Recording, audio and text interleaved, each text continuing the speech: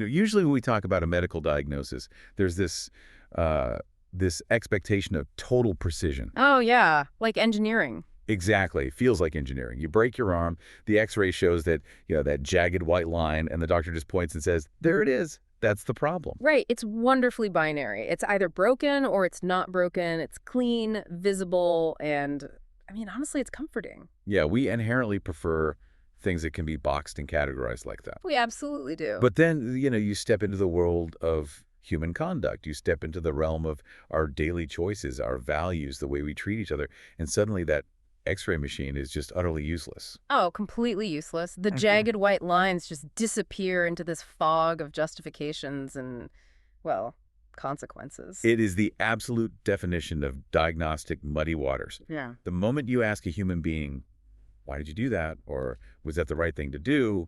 The clean engineering of the x-ray vanishes. Right.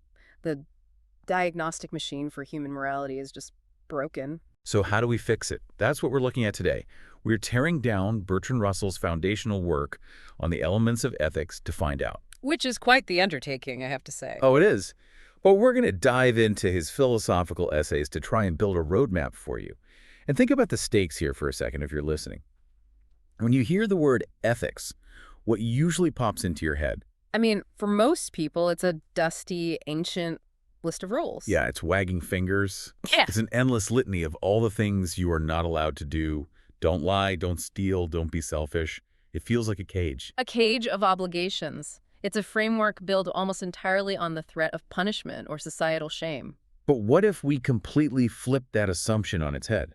What if ethics isn't a cage at all? What if instead it's actually a logical, structured roadmap for creating the best possible reality? That is exactly what we are unpacking today. Right, and we are leaving the impenetrable academic jargon behind.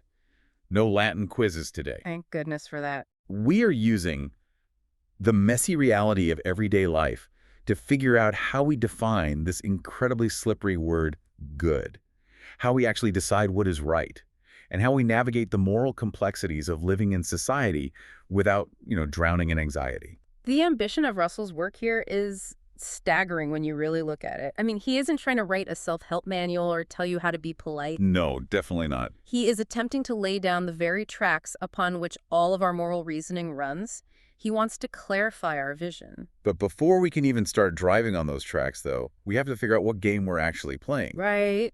Because I feel like most people get the basic definition of ethics wrong from the jump. We treat it like a driver's manual, just a practical study of conduct. Yes, we assume it's just the study of actions, like speak the truth or be kind to your neighbors. But Russell argues that ethics is actually a theoretical science. And he literally compares it to chemistry or physics.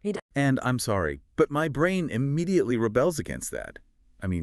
Chemistry gives us explosions and measurable gases. How on earth is ethics anything like chemistry? I understand the skepticism. It sounds incredibly abstract at first glance. It really does. But let's look at what chemistry actually does. Chemistry aims to discover true propositions about gases and elements. It seeks objective facts about how matter interacts. Okay, all that. Ethics, Russell argues, functions the exact same way. But instead of physical elements, it aims to discover true propositions about what possesses intrinsic value. Oh, wow. Yeah, the aim is not just practical action. The aim is to discover truths about action. Russell actually makes a rather cheeky observation here. I love when he gets cheeky. What does he say? He points out that propositions about practice are not themselves practical any more than propositions about gases are gaseous. Oh, that's a brilliant distinction. A scientific paper about water vapor isn't going to make your hands wet. Exactly. And you wouldn't say, botany is a vegetable. Right. It's a vital distinction. Ethics is an inquiry into truth. The core problem with how society approaches morality is that we prematurely limit the province of ethics just to our physical actions. We just jump straight to the rules. Yes. We are desperate to tell people what they ought to do, but we rarely dig into the bedrock underneath that ought. We hand out the rules without understanding the foundation. I actually have an analogy for this, and it involves a toddler. Oh, this should be good. Anyone who has ever spent more than 5 minutes with a 3-year-old knows the endless chain of why. Oh, absolutely. It's relentless. So imagine you sit a toddler down and deliver a standard ironclad ethical rule. You say, you need to always speak the truth. The toddler looks at you, blinks, and asks, why? A perfectly logical, annoying question. Exactly. So you answer reasonably. You say, well, because speaking the truth builds mutual trust between people. The toddler thinks about it and says, why? They always do. So you dig a little deeper, maybe a bit exasperated now.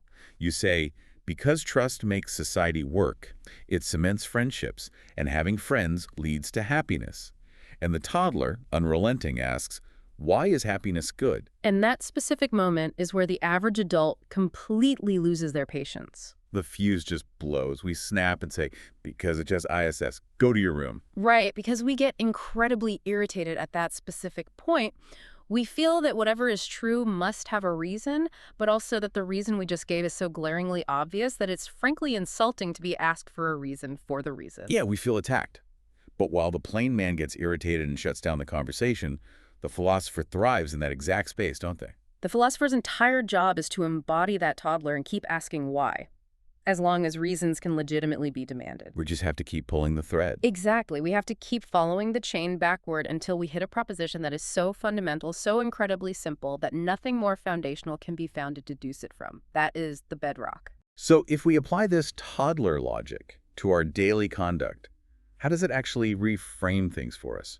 Well, it reveals that every single rule of conduct is actually just a means to an end. Okay, unpack that a little. When a moralist or a preacher or a parent recommends an action, the underlying reason is almost always that the consequences of the action are likely to be good. Truth-telling is a means to achieve trust. Trust is a means to achieve happiness. So the action itself, the speaking of the truth, isn't the final stop. No, the conduct is just the vehicle. It's the train taking you somewhere. Right. And to understand conduct, we must stop at the ultimate why.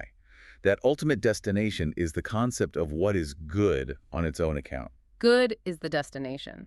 Therefore, the rigorous study of what is good on its own account has to be the very first step in ethics. Which means we have absolutely no business talking about right conduct until we know what destination the conduct is supposed to be driving us toward. Precisely. You can't give directions if you don't know where the person is going. You know, this feels incredibly liberating to me.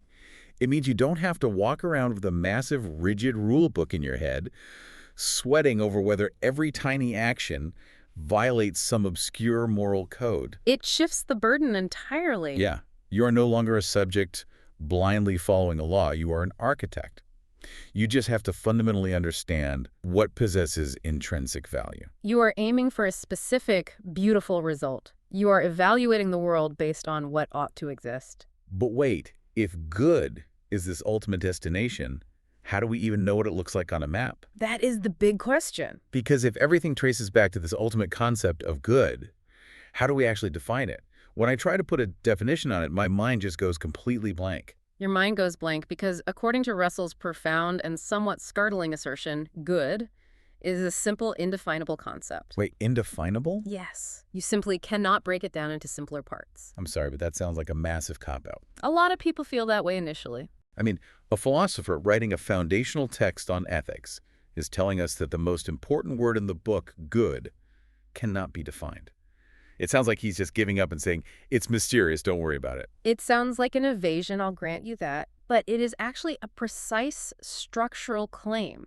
He doesn't mean it's mystical.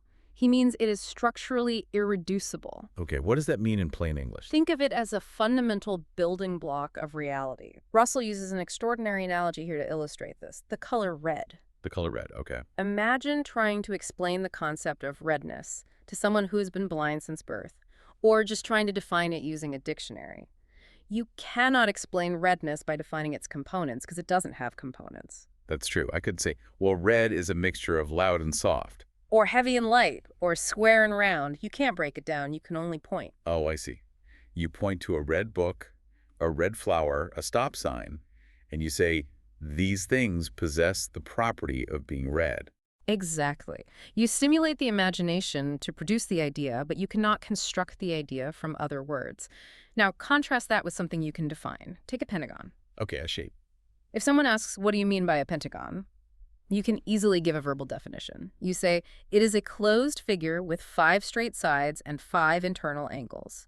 You have successfully broken the concept down into simpler constituent parts lines, numbers, angles, geometry. Okay, I see the difference now. A pentagon is built out of other concepts, but good is like red, It just is what it is. Yes. And when you ask what is good, people constantly try to substitute another concept for it to make it easier to handle. Like what? They say good means pleasure, or good means that which is desired by society. But that is a catastrophic philosophical trap. Let's linger on that trap, because my brain goes exactly there. It's a very natural instinct. Russell even addresses this by quoting Shakespeare's Hamlet, where Hamlet famously says, "There is nothing either good or bad, but thinking makes it so." Ah, yes. The classic subjectivist view. Yeah. This is a hugely popular worldview today. Isn't good just whatever I personally desire? Isn't it entirely subjective preference? That's what many people argue. Like, if I love eating pizza, pizza's good. If you hate it, it's bad. Isn't good just whatever gives me pleasure? It is arguably the most common view in modern society, but we have to dismantle it entirely. Why? What's wrong with it? Because if good equals desired, the entire foundation of ethics collapses into mere opinion, and terrible things become justifiable. Let's look at the logic. Suppose someone maliciously desires another person's intense physical pain. Okay, a sadist. Right. The desire exists. They deeply, genuinely want the other person to suffer. But the outcome, the suffering itself, is clearly objectively bad. Oh, I see. If good meant exactly the same thing as desired, then we would have to look at the victim's suffering and call it good, simply because the malicious person desired it. Which is logically absurd and morally repugnant. The desire is present, but the goodness is glaringly absent. They cannot be the same concept. That makes total sense. And we can take it even further into everyday arguments, can't we? We certainly can. Let's look at the argument of personal taste. If good just meant my personal taste, then two people arguing over a moral issue would just be stating their preferences, completely talking past one another. The text uses a wonderfully dry, very British example for this, the pigeon pie. I love the pigeon pie example. It highlights the absurdity so well. Walk us through it. Imagine two people sitting at a table. One person says, "I am eating a pigeon pie." The other person looks at them and says, "That is false. I am eating nothing." It's total nonsense. It is. They aren't having a debate. They're just reporting their own separate stomach contents. Right. If ethical debates were just about personal taste, then when person A says war is bad and person B says war is good, they aren't actually disagreeing. Because person A is really reporting, "I feel a dislike toward war," and person B is reporting, "I feel a liking toward war." Exactly. There would be no actual conflict of truth. It would just be a difference in emotional weather. It's like arguing over whether vanilla or chocolate is the objective best flavor. You can't have a moral debate about ice cream. You really can. But we know from our lived experience that when we argue about morality, when we argue about justice or cruelty or fairness, we aren't just reporting our feelings. We are arguing about an objective property of the world. Yes. I firmly believe the person advocating for cruelty is mistaken, not just that they have different emotional taste buds. That is the crux of it. When we say a thing is good, we are attributing a property to it that it either has or doesn't have. And it possesses this property completely independently of our opinions, our wishes, or other people's desires. Good is an objective property in the universe. A thing ought to exist on its own account, not merely because someone happens to enjoy it. Let's apply this independent, objective property of good to something much larger, because it helps us bust one of the most persistent and dangerous myths in modern thought, the fallacy of evolutionary ethics. Oh, a vital and incredibly relevant point, the seductive idea of survival of the fittest. Since Darwin, there has been this creeping societal belief that whatever survives, whatever wins the brutal evolutionary struggle, is somehow morally better or fitter in an ethical sense. Yes, and it leads to a terrifying worship of force. The idea that if a civilization develops advanced weaponry, Russell mentions the Maxim gun, an early machine gun, and uses it to conquer and eradicate another civilization, their survival somehow proves that they are good. It's this toxic idea that nature knows best, and nature's winners are the moral winners. It's awful. It is a catastrophic logical error, and it is responsible for some of the darkest chapters in human history. The course of nature is completely irrelevant in deciding what is intrinsically good or bad. Because evolution is just a mechanical process. Exactly. It tells us what is, not what ought to be. Just because a lower animal was exterminated by a higher one, or one group of humans forcibly conquers another, does not provide one shred of evidence that the victor is objectively better in a moral sense. It is merely a description of events. It's like saying a hurricane is good because it successfully flattened a coastal town. That's a great way to put it. The hurricane didn't win a moral victory. It just happened due to atmospheric pressure. Right. If evolutionary ethics were true, we would have to be entirely indifferent to the future of humanity. Because whatever happens, whatever group survives, even if it's a society of ruthless, emotionless tyrants, would automatically be defined as the best simply because they survived. But we aren't indifferent. If a more brutal, less empathetic society were to wipe us out, we wouldn't use our dying breaths to say, well, they survived, so they must be morally superior. No, we would recognize it as a profound tragedy. The fact that a thing is unavoidable or victorious in nature affords no evidence whatsoever that it is not an evil. Okay, so we've established this massive foundational idea. Good is an objective, indefinable property. It just exists, like the color red. It is the ultimate destination, the beach we are trying to reach. That's our bedrock. But here is where the rubber meets the road. We are living our messy, chaotic daily lives. We have jobs, families, conflicts. We have to make choices every single day. We do. If good is the destination, how do our daily actions, the things we call right and wrong conduct, actually get us there? This requires us to take a scalpel and cleanly separate two words that people use interchangeably every day. Which ones? Good and right. As we established, good applies to ends. It applies to states of affairs that ought to exist on their own account. Right, on the other hand, applies specifically to conduct. It applies to the means. Okay, so right conduct is just the method. Yes, an objectively right action is defined very specifically in this framework. It is the action that, out of all possible options available to the agent at that moment, will probably produce the greatest balance of good over evil consequences. I think the best way to visualize this is like a GPS system. Think of your life as a long car trip. I like this analogy. The good is the beach you want to reach. The beach is intrinsically valuable. It's where you want to be. The right action is the route you choose to get there. And how do you choose the route? Well, the right action is taking the paved highway instead of the muddy, treacherous dirt road. Why? Because taking the highway has the highest probability of getting you to the beach safely and efficiently. A perfect analogy. The route isn't the beach. The conduct isn't the good itself. It is merely the vehicle. And what is objectively right is dependent entirely on calculating the probable consequences of taking that route. But wait, hold on. If right action is all about calculating the consequences of our actions, I see a massive flaw. Oh, what's the flaw? Why do we have standard moral codes? Why do we have the Ten Commandments or the Golden Rule? If I have to calculate the infinite butterfly effect of every single thing I do to see if it produces the most good over the next 1,000 years, I would be entirely paralyzed. You'd never get out of bed. I couldn't even decide what to have for breakfast. Will eating this bagel cause a chain reaction that harms someone? You've hit on the exact reason why moral codes exist. In a highly complex world, the variables are too vast. We cannot calculate the infinite cascading consequences of our actions. We lack the omniscience required to map out the butterfly effect. So, what are these received moral codes we teach our children? They are essentially rules of thumb. Rules of thumb.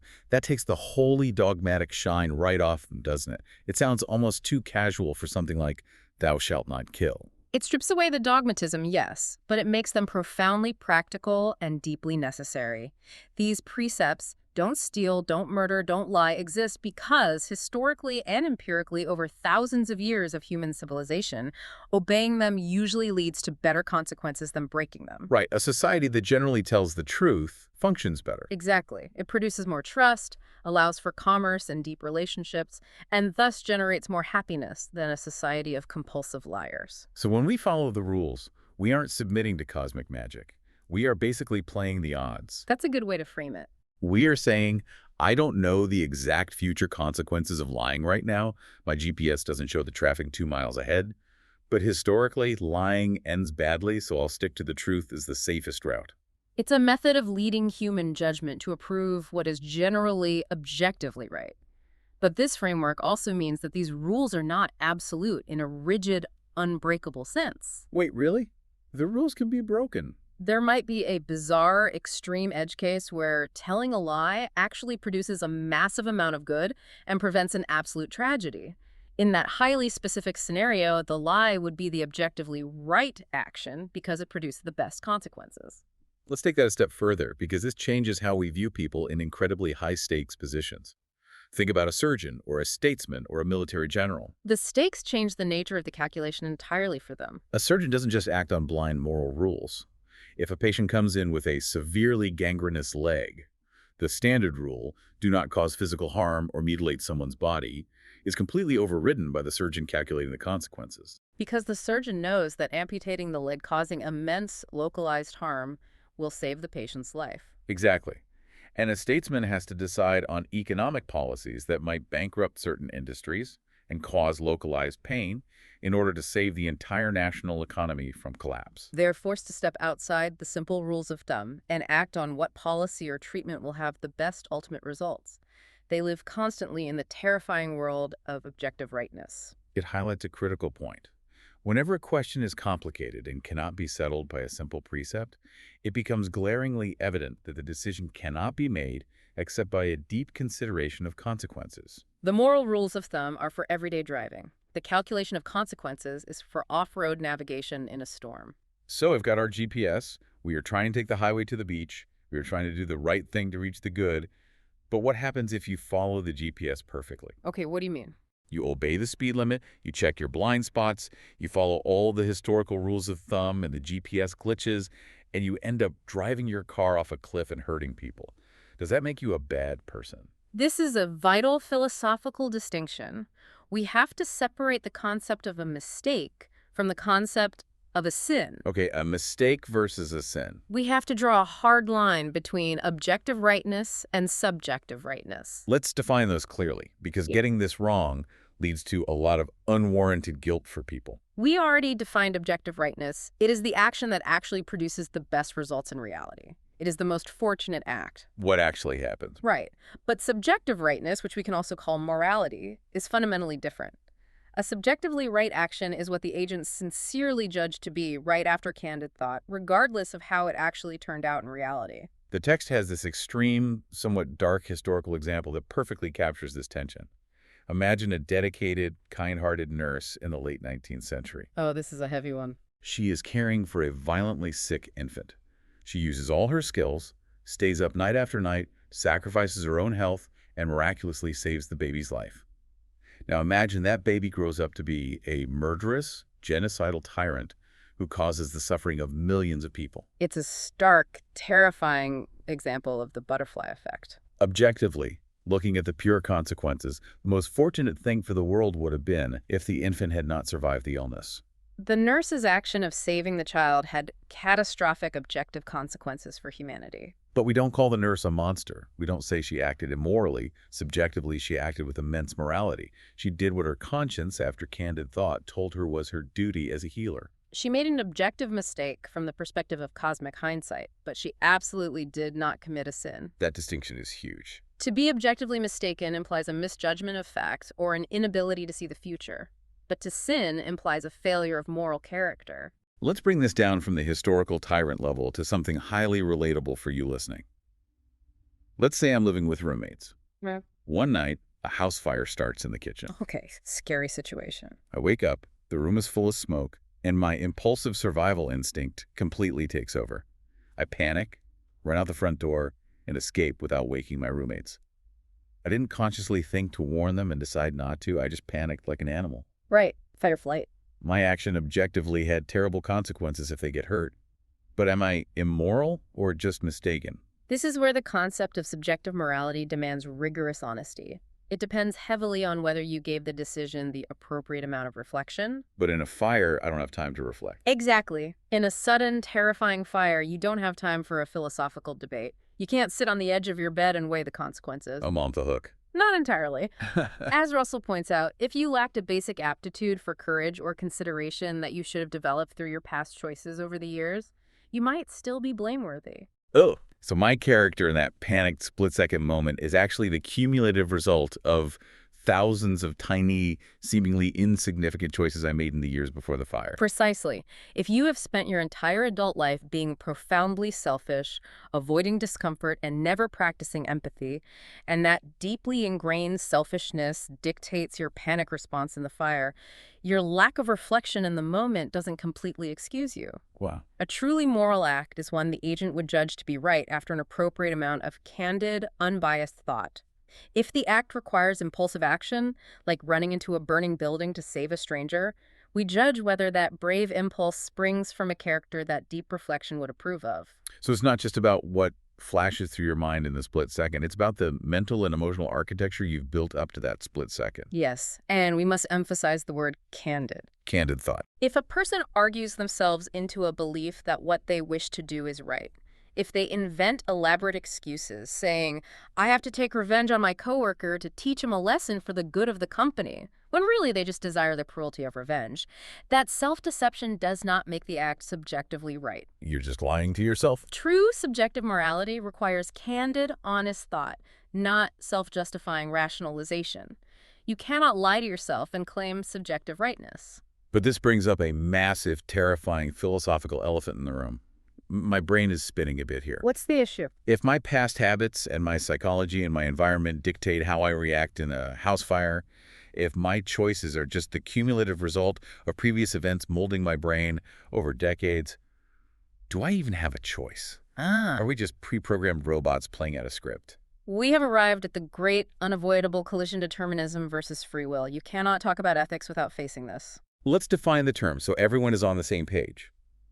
Determinism is the idea that every single event in the universe, including every human thought, desire, and action, is caused by previous events. Correct. It's the idea that if a supercomputer knew the exact position of every atom in the universe a million years ago, it could mathematically calculate that I would be sitting here right now saying these exact words. It's the universe as a giant, unbreakable line of falling dominoes. It is the foundation of the scientific worldview, causes produce effects, and the immediate visceral fear people have is that if determinism is true, it absolutely destroys ethics. They throw their hands up and say, if my actions are inevitable, how can I deserve praise or blame? How can you judge me if I couldn't have done otherwise? Exactly. If I am just the 500th domino falling because the 499th domino hit me in the back, you can't put me in a moral prison for falling into the 501st domino. Yeah. It's not my fault. I didn't ask to be pushed. If this is true, the entire justice system seems like a farce. It sounds incredibly convincing, and it is a source of immense existential dread for people. But the expert view, which Russell articulates beautifully, is that this dread is based on a total misunderstanding of what determinism actually means for human behavior. Wait, really? Determinism absolutely does not destroy ethics or morality. In fact, if we look closely, we desperately need it. Okay, unpack that carefully. How does Russell rescue ethics from the falling dominoes? Yeah. Because right now, I feel like a passenger in my own body. Let's use a brilliant analogy from the text involving the Bradshaw Railway Guide. The Bradshaw Guide. The Bradshaw Guide was an incredibly famous, meticulously detailed train timetable in Britain. It was legendary for its accuracy. Now, the train schedule predicts exactly what the engine driver will do. It predicts he will leave the station at precisely 10:05 a.m. Right. Does the fact that his action is perfectly predictable mean he doesn't have internal motives? No. He leaves at 10:05 a.m. because he deeply wants to keep his job, because he values punctuality, because he fears being reprimanded. Oh, I see. The timetable is accurate because it accurately maps his motives. We don't doubt the schedule just because the driver's actions are driven by internal psychological causes. So prediction doesn't erase motivation. The fact that the dominoes fall predictably doesn't mean the dominoes don't have their own internal physics. Exactly. Now, let's flip the scenario. Let's look at what true free will would actually mean. Okay, let's look at it. If people had absolute, unconstrained free will, meaning their choices had absolutely zero causes, no motives, no influence from their past experiences, no influence from their environment, it would be an absolute nightmare. It wouldn't be freedom. It would just be pure chaotic randomness. Yes. If someone's actions were totally random and uncaused by anything, it would be impossible to ever influence anyone. Oh, wow. I see where this is going. If someone's choices are uncaused, you couldn't persuade them to do anything. Think about the implications. You couldn't argue with a friend. You couldn't ask a partner to marry you. You couldn't run a political campaign. Because your words, your arguments, your emotional pleas are causes. You are speaking because you are trying to cause an effect in their brain. You're trying to introduce a new motive. That makes total sense. If their will is completely free from causes, your words would just bounce off their skull. They would have zero impact. They might decide to marry you, or they might decide to set their shoes on fire, and your proposal would have nothing to do with it. That is a staggering realization. If my friend is about to make a terrible mistake, say drink and drive, and I try to talk them out of it, I am implicitly relying on determinism. You absolutely are. I am relying on the fact that my words will act as a physical cause, that my words will enter their brain, interact with their internal motives, and cause them to change their mind and hand over the keys.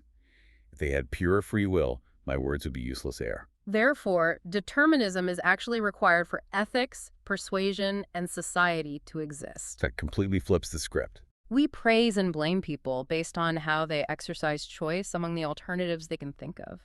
Blame is not some cosmic retribution. It is a practical tool we use to influence future behavior. Like how we use laws. We blame the thief or punish the criminal because we want the fear of blame, the memory of punishment, to act as a powerful motive, a new cause, to prevent future crimes. If actions had no causes, punishment would be completely pointless cruelty.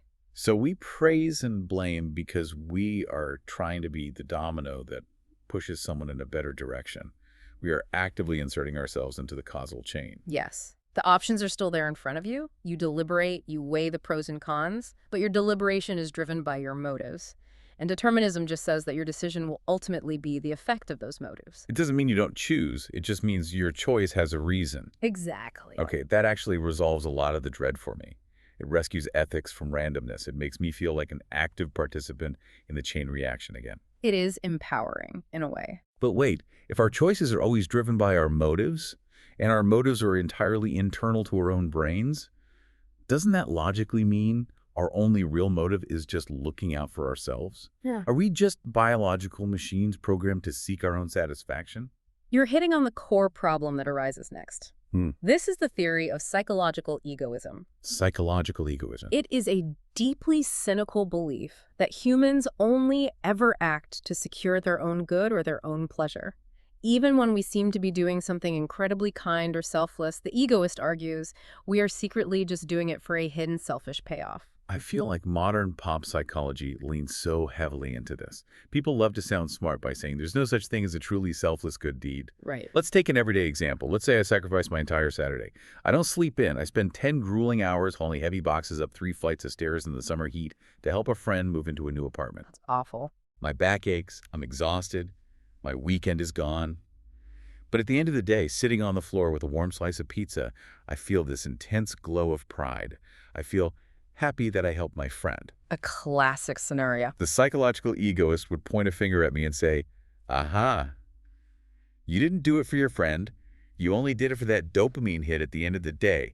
You are secretly selfish. It is a very common argument. It sounds incredibly sophisticated and worldly, but Russell completely dismantles it. How so? He exposes it as a fundamental misunderstanding of human psychology. He calls it the cart before the horse argument. Where's the flaw? Think carefully about the timeline of your feelings in that moving scenario. You get that warm glow of pleasure because you desired the outcome of your friend being happy and settled. Okay, yeah. You don't desire your friend's happiness for the sake of the pleasure.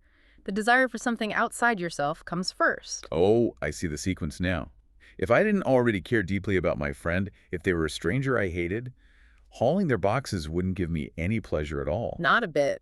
The pleasure is entirely dependent on the pre-existing desire for their well-being. Precisely. The pleasure is a byproduct of a satisfied desire. It is not the object of the desire itself. Right. Let's look at a much more extreme example from the text to really stress test this. The martyr. Okay. Imagine a soldier jumping on a live grenade to save his squad, or a historical martyr allowing themselves to be burned at the stake for their religious beliefs. The psychological egoist is forced to argue that the martyr is allowing themselves to be immolated simply to experience a fleeting microsecond of self-approbation before they die. Which is psychologically absurd. No human being chooses to burn to death for a quick hit of smugness. The pain would immediately override any psychological pleasure. Right. They sacrifice themselves because they have a profound, overriding desire for an object entirely outside themselves, the physical safety of their comrades, the survival of their country, or the objective truth of their faith. Their concept of good is centered externally out in the world, not internally in their own pleasure centers. Exactly. So we get pleasure from things because we desire them. We don't desire them just to harvest the pleasure. The desire for the external thing is the engine. The pleasure is just the exhaust. I love that phrasing. The pleasure is just the exhaust. And if you sit with this, it is an incredibly hopeful realization. It really is. It means that human nature is not fundamentally inescapably trapped in a cynical prison of selfishness. We are genuinely, biologically capable of desiring things completely unconnected to our own ego. We can value the general good of humanity. My good is not the only thing my brain is capable of valuing. That reframes so much. We aren't just calculating pleasure-harvesting machines. We are beings capable of genuine, outward-facing love, sacrifice, and idealism. Yes, we are. But, while we still have a practical problem, if we are capable of valuing the general good, how do we look at this messy, complex, often contradictory world and accurately judge what is actually valuable? How do we avoid getting the moral math wrong? This is what we might call the calculus of reality. And to get it right, to accurately measure the good, Russell warns us that we must be hypervigilant against two major traps. What are they? He categorizes them as the philosopher's error and the moralist's error. Let's take those one by one. I want to know how the professionals get it wrong. What is the philosopher's error? The philosopher's error is the trap of severe oversimplification. Philosophers, by nature, love neat, tidy, logically consistent systems. Sure, they like their categories. So they tend to look at the vast, chaotic complexity of the real world and try to forcibly reduce all good to one single overarching principle. Like what? For example, Immanuel Kant famously argues that the only thing that is intrinsically good is a virtuous will. Nothing else matters. Or a pure hedonist might say the only thing that is good is pleasure. They force reality into a straitjacket so their theory looks pretty on paper. They ignore the messy truth of human experience for a clean theory. They want the X-ray to work. Exactly. And what about the moralist's error? How do everyday moralists mess this up? The moralist's error is almost the exact opposite. The moralist becomes so obsessed with conduct, so obsessed with the struggle, the effort, and the means, that they completely forget about the actual end. They lose the forest for the trees. Right. They forget the intrinsic good that the conduct was supposed to be aiming for in the first place. They begin to value the virtuous action, the struggle itself, more than the happiness or peace the action is supposed to create. Oh, I have a perfect everyday analogy for this. Have you ever met someone who is entirely consumed by hustle culture? Oh, yes. The grind mindset. They work 80 hours a week. They optimize every minute of their day. They read books on extreme productivity. They sacrifice sleep. They skip vacations. And they tell everyone about it. Now, initially, they're doing all of this to build a good life for themselves and their family. They want financial security and comfort. But over time, they become so obsessed with the grind, the means, the struggle, that they completely forget to actually enjoy the life they are building. It becomes an end in itself. They forget the end. They miss their kids growing up because they are too busy hustling for their kids' future. The hustle becomes the religion. That is the moralist's error in modern form. That is a stellar, tragic example. They mistake the vehicle for the destination. They fall in love with the highway and forget about the beach. So how do we avoid doing that? To avoid these errors, to avoid oversimplifying or worshiping the struggle, we have to look at the world through a different lens. We have to understand what philosophers call organic unities. Organic unities. That sounds a bit technical, like something out of biology. What does it actually mean for our moral calculations? It means that sometimes the value of a complex whole cannot be measured simply by taking its individual parts and adding them up like a math equation. It's not just basic addition. No. The whole is fundamentally different from the sum of its parts. Yeah. You can have a whole situation that is deeply, profoundly valuable even if one of its necessary parts is bad. And conversely, you can have a situation that is terrible even if one of its parts, viewed in isolation, is good. I'm going to need a concrete example for that because my instinct is just to tally up the good things and subtract the bad things. Let's look at a deeply human experience. Compassion. Okay. Compassion is universally recognized as a great moral good. It connects us. But think about what compassion structurally requires in order to exist. What does it require? It absolutely requires someone else's misfortune. It requires an evil. You cannot feel genuine compassion for someone who is perfectly happy, safe, and wealthy. You feel compassion for someone who is suffering. Wow. So the state of compassion contains a fundamentally bad part, the suffering of the other person. Yes. But the whole itself, the human connection, the empathy, the shared burden is immensely valuable. That makes perfect sense. Take another example from the text, an artistic one. A beautiful tragedy, like a play by Aeschylus or Shakespeare. A tragedy, by definition, contains betrayal, murder, grief, and suffering. All bad things. Those are undeniably bad parts. But the aesthetic and emotional experience of the play, the catharsis, the whole, is a profound good. If you remove the suffering, you would destroy the beauty of the tragedy. And it works in reverse too, right? Where a good part makes a bad whole. Absolutely. Imagine someone who feels intense pleasure. Now, leisure in isolation is generally a good thing. But imagine they feel this intense pleasure by watching someone else suffer. Oh, they are a sadist. Right. The pleasure is a good part, the suffering is a bad part, but the whole complex state of mind taking joy in pain is intensely objectively bad. It is a far worse state of affairs than if the pleasure wasn't there at all. You have to judge the whole picture. You can't just count off the smiles and frowns, the pleasures and pains, and declare a winner based on the math. You must look at the organic unity, and this, perhaps, is the ultimate unifying lesson of Russell's ethics. It ties everything together. Ethics isn't about blind obedience to dogmatic rules. It isn't a checklist to get into heaven. It is about candidly reflecting on the world, understanding the intrinsic, complex value of the whole picture, and using your motives and choices to build the path that brings the most good into existence, even when that picture contains suffering or ambiguity. Let's take a breath and look back at the immense journey we've been on today. We started by acknowledging that the simple diagnostic X-ray machine of morality is broken, and we have to learn to navigate the muddy waters. You covered a lot of ground. We channeled our inner toddler asking why until we hit the bedrock of what is intrinsically good. We learned that good is an objective, indefinable property, just like the color red, completely independent of our personal tastes, our pizza preferences, or the brutal, mindless mechanics of evolution. We then charted our course using the GPS of objective rightness, learning that our daily actions are merely the vehicles, and our ancient moral rules are just our historical rules of thumb to keep us safely on the road.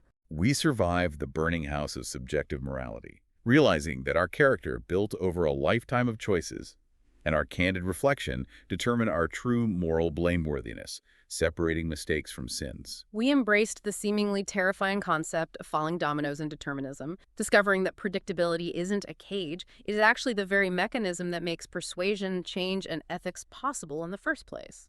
We busted the cynical pop psychology myth of ultimate selfishness, proving we are biologically and logically capable of genuine outward-facing sacrifice. And finally, we learn to appreciate the beautiful, sometimes painful complexity of organic unities. It is a profound tectonic shift in perspective. It moves us from being passive rule followers, cowering from punishment, to active, empowered participants in shaping reality. But before we let you go, we want to leave you with a final, lingering thought, a little philosophical homework to mull over on your own that builds on what we've unpacked today. We established earlier that good is an objective property. It is entirely independent of our human opinions, our transient desires, or whether we even exist to experience it. So imagine this scenario. If the entire human race were to vanish tomorrow, poof, gone, extinct. A dark thought, but go with it. And the universe continued to unfold, galaxies spinning, stars forming, planets orbiting in complete and utter silence. What beautiful intrinsic goods would still exist out there in the cosmos, completely unobserved by us? Does a beautiful nebula possess goodness if there are no human eyes to see it?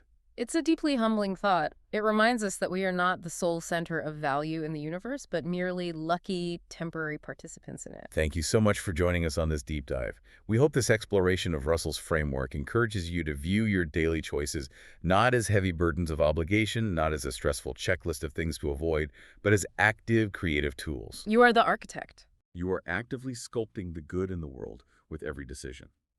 Next time you face a moral choice, remember, the X-ray might not give you a clean, jagged line, but you have the tools to navigate the muddy waters.